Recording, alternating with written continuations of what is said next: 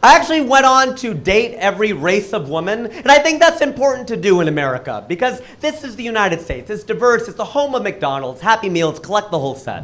Oh, I'm mixed. My mom's from Pakistan, my dad's from India. That's not mixed. That's just the British getting pissed off and dividing our country in parts. So I was telling you about how I moved from Cincinnati to LA. That whole thing was a tangent because I'm a tangent. 2006. I moved to Los Angeles and I am single. Because I'm a professional comedian. Ain't nobody dating you in this town. If you're broke, man, it's tough. In LA, dating is hard. You hear that all the time. And then people will tell you from other cities, like, dude, dating is hard everywhere. No, LA is a special kind of dating hell. And I'll tell you why. It's because everybody's selling and nobody is buying. There's a surplus of everything. You go to a party, everybody's looking for someone better to talk to. The guy right in front of you is like, subscribe to my newsletter, listen to my podcast, come to my show, and that's just me. I ended up getting really good at talking to women at bars. I spent a lot of time talking to women at bars, and all my male friends, all my man friends are always like, why are you always talking to women at bars? I go, because they're my height. The thing, all my guy friends are 6 feet tall. I got tired of doing this all the time. I wake up the next morning with a crick in my neck. And all these people are like, what, did you get some action last night? Did you go down on a girl? I'm like, no, I went up on a guy.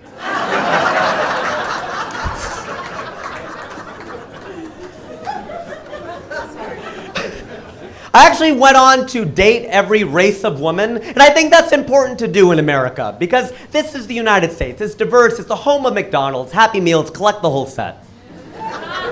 Get out there and date, man. You could do that here because that is unique about America. It's true. There are over 200 countries. Most of them have no diverse cities at all. None. And some of them have one. France has Paris. Some of them have two. Spain has Madrid and Barcelona. The United States has like 10 of them. LA and San Francisco and Miami and New York and Cincinnati, Ohio. Get out there and date, man. Sample, that's the thing. That's what you should do. Because I told a friend of mine that. I go, that is my pet peeve. I don't like areas of land that have all one kind of people. And he goes, so you hate countries? I'm like, that's right. I hate countries and I love mixed people. I love mixed people because they're so hot.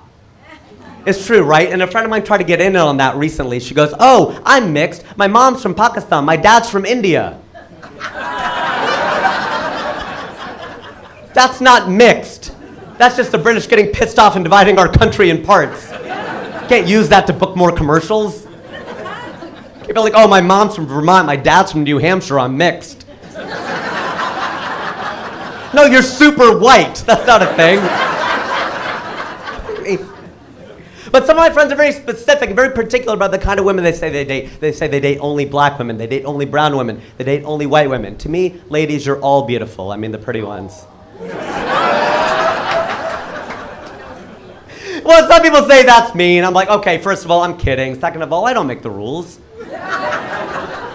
No, I'm not a chauvinist, but when I go to strip clubs, I don't give the girls dollar bills. I toss them Susan B. Anthony coins for the irony.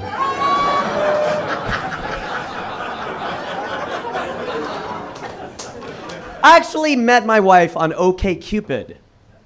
And she is from Austin, Texas. I was in Los Angeles, California. So people want to know, well, then how is that possible? How was she in Texas? You're in California. How did you guys meet? Well, you might know that you can go into the settings.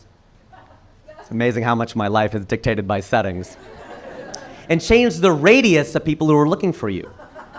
It's true. Tip in case you need to know it.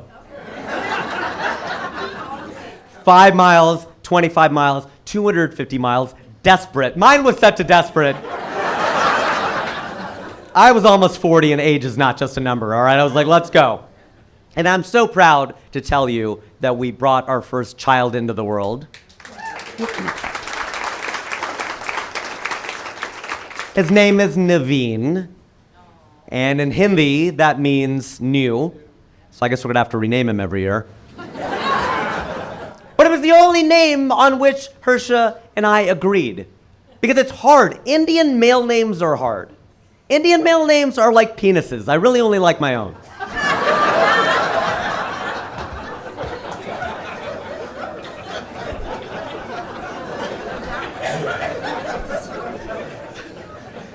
So Naveen was born in Los Angeles. Well, he was reborn in Los Angeles. And he was born in the year 2021, which makes him a COVID baby. The great thing about having a COVID baby is you know it's yours.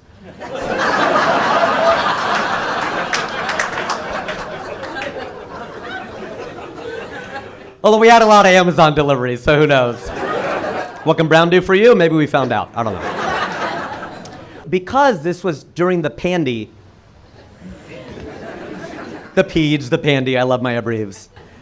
During the pandy, we did our birth classes online. And because we were in there with a bunch of other parents, we learned how stupid the questions are. And it makes you worry about the future of this country. Or the present, because these people are already here having kids. Okay? Somebody asked, they were like, look, this was during the pandemic, okay? So you were allowed only one visitor in the room. Everybody got it? One visitor in the room. It's during the pandemic. They have to be safe. It's California, all that stuff. One visitor in the room. So then people started asking, well, can anyone else come in? No, one person. It kind of helped us out because all 4 grandparents came to stay with us for a short Indian visit of 3 months.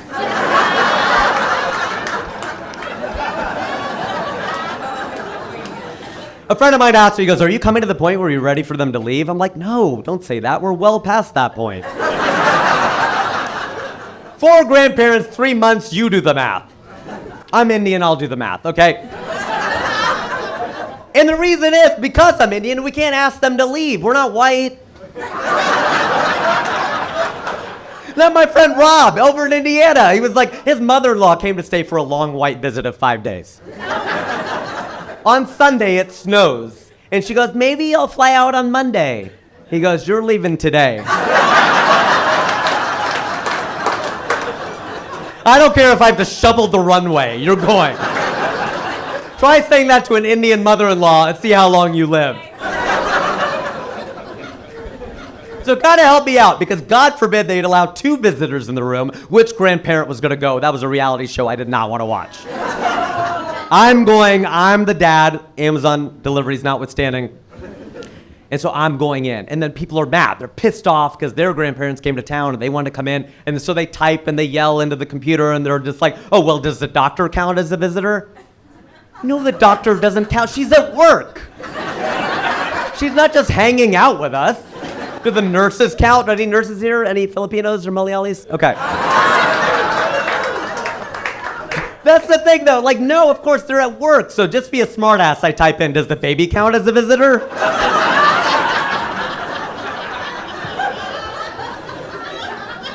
Could you imagine that bit? Naveen pops out. Sorry, buddy, you gotta go. One at a time. Oh my gosh. And then somebody asks a question that I will never get over as long as I live. This guy goes, when do we use the for? Like, what? When do we use the for? And we're as confused as you are right now. When do we use the for? And we finally catch up in the materials and we realize he means, when do we use the IV?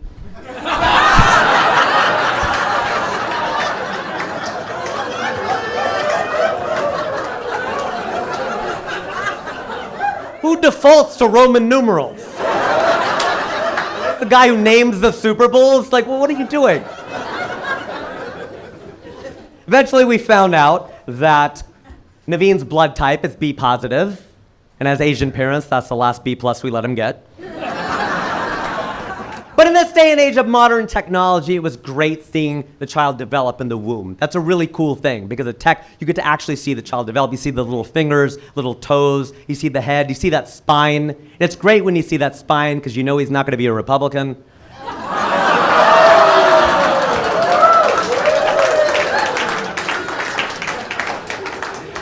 Oh, he sleeps a lot too, so he's like Joe Biden. Okay, all right, I could be bipartisan.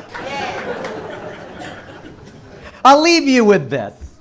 I do sometimes worry about the world in which Naveen will live. I don't know where he's going to get his information. I feel lost all the time. Where do you get your news? How do you find it? I'm ashamed to admit that I get it from the Brits. All right, from British news. I definitely read and watch British news, like the BBC, The Guardian, The Economist, because I told you, we believe anything in that accent. And the thing is, the reality of it is, I don't feel that bad going outside to find out what's going on inside, because it's like when my wife and I go to a party. We're standing around in a circle. You ever do this with your spouse, and a stranger asks your spouse a question? Somebody will ask my wife a question, and whatever my wife says is something I've never heard her say before. I'm like, is that what's going on with her? Who knew? I think the reality is Barack Obama wanted to believe that we live in a post-racial world, right? And the thing is, I listen to Obama a lot because he's half black and half white. I'm neither black nor white. We have that in common. But remember, he would always use that phrase, let me be clear. He'd say that all the time. Let me be clear. Let me be clear. Let me be clear. Let me be clear. And after all these years, I finally figured out what he meant. I think in this racial world, he's just tired of being a color.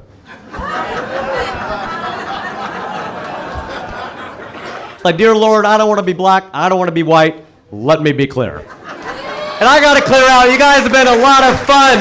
Oh, my God.